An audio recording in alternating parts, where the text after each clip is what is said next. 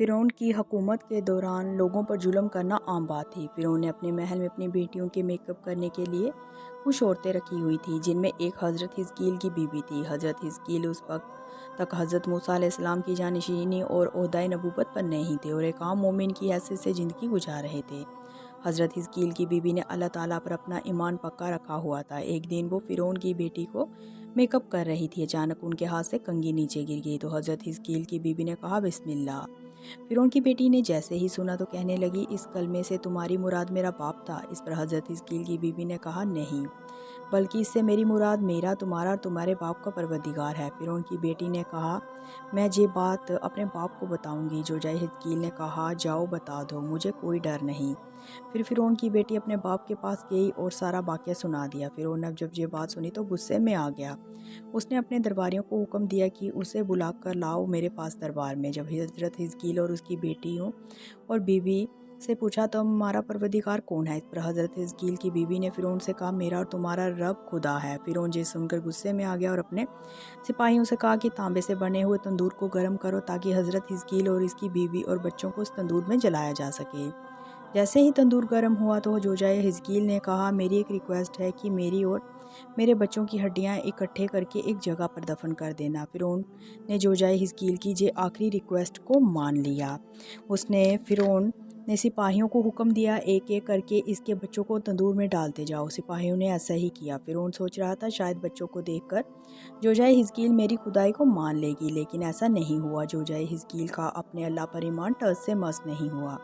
جب سارے بچے جل گئے تو آخر میں ایک بچہ تھا جو کہ جوجہ حزقیل کی گود میں تھا۔ جب فرعون کے سپاہی نے اسے ماں کی گود سے چھینا تاکہ اسے تندور میں پھینک کر جلا سکے، اس وقت ماں رونے لگی تو وہ چھوٹا بچہ جو بول نہیں سکتا تھا، اس بچے نے قدرت خدا سے کہا اماں جان صبر سے کام لیں، آپ حق پر ہیں۔ اس کے بعد اس چھوٹے بچے جوجہ حزقیل کو اس تندور میں پھینک کر جلا دیا گیا۔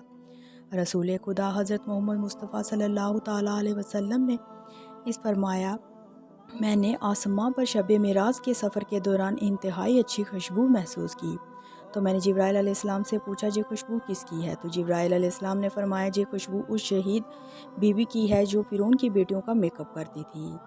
جناب آسیہ جو کہ فرعون کی بیوی تھی کا تعلق بنی اسرائیل کی خواتین سے تھا، وہ اللہ تعالیٰ کی عبادت کرتی تھی۔